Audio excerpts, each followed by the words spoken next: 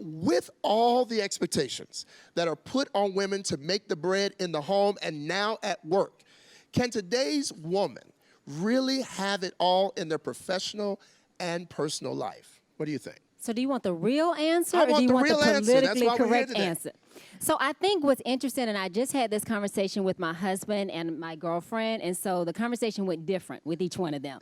And what we talked about is there's a difference between a traditional marriage and a modern marriage. And so I think what happens is oftentimes you have the male in the relationship, and you guys can tell me what I think. Some of them have a traditional kind of view of what a woman's role is, and a woman these days that's working, has a career, it's a lot to balance. And so I think that you have to understand what your priorities are, set boundaries, and understand what's most important for you. And one thing that I found is that if you are slaying it hard in your business, then your marriage and your family is going to be affected a little bit. And if you're slaying it hard in your marriage and your kids, your business is going to be affected a little bit. I think it's very difficult to sustain over long periods of time, high intensity at both your business and your marriage. And so I always say you have to work at harmony versus trying to do the balance. So I think you can have it all, but you can't do it all, and you may not be able to have it all at the same time.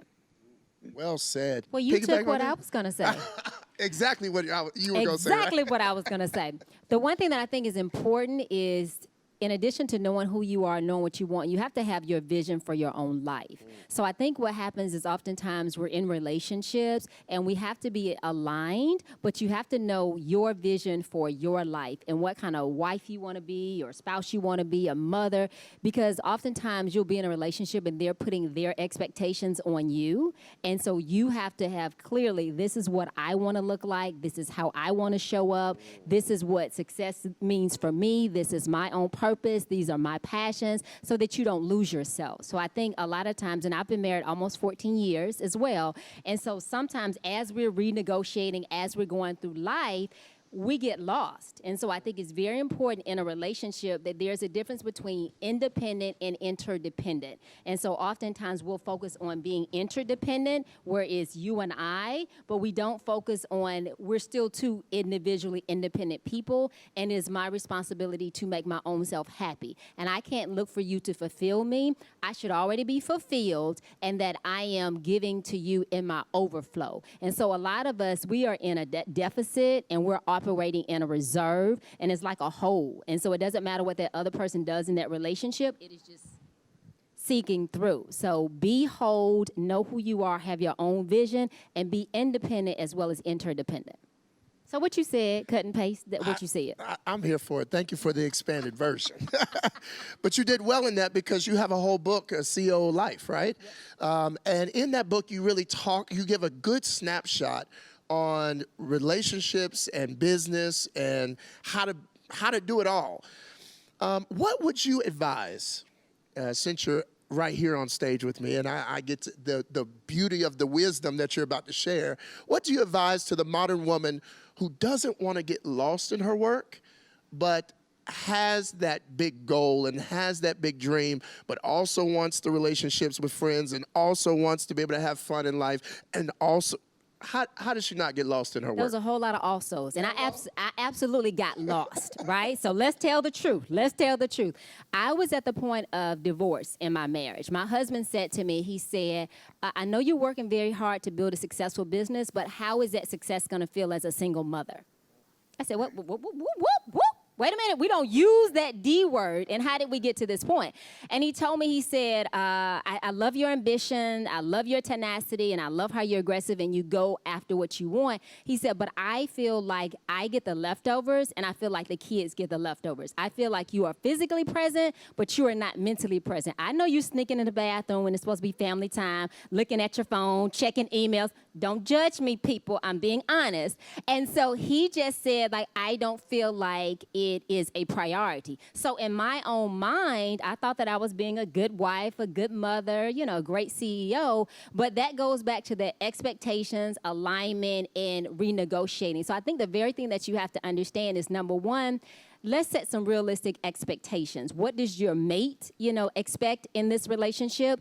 What do you expect? And then I think you have to set realistic expectations as a business owner, right? So our goals are aggressive and we're trying to do something in 2 years or 3 years. However, if family is going to be a priority, it may take us 5, it may take us 7, it may take us 10. So I think that we underestimate the amount of time it's going to take us, and I think we underestimate the cost. So if you want to have success in both your relationship and your business, you're going to have to reprioritize. You're probably going to have to shift your vision because each area requires time and attention. And if you're giving way more attention to your business than you are to your marriage or to your kids, you are inadvertently saying what your priorities are.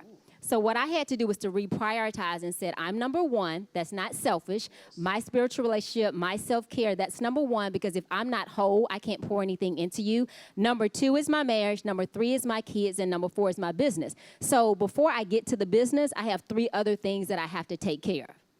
And so that just shifted how I showed up. Transparency, full transparency.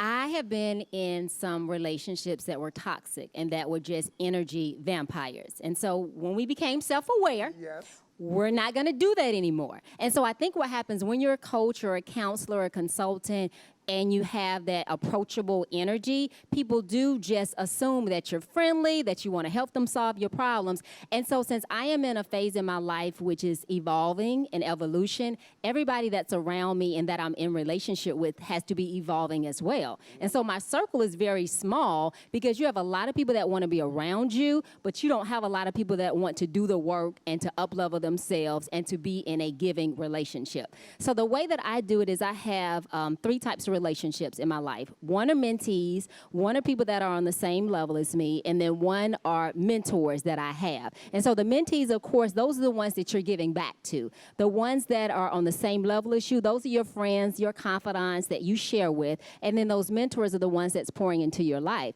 So I think once you are clear on like everything we've been saying, who you are, your vision, what you want, you have to have people in your life that align to where you're going versus where you have been. And so I think when you're clear on that and you set boundaries and you set priorities, your circle is going to be real small and people are going to fall off. Because most people just want to suck energy from you. They're like energy vampires. They want to dump all of their emotional stuff on you. Now they feel better and you're stuck and you're left with that.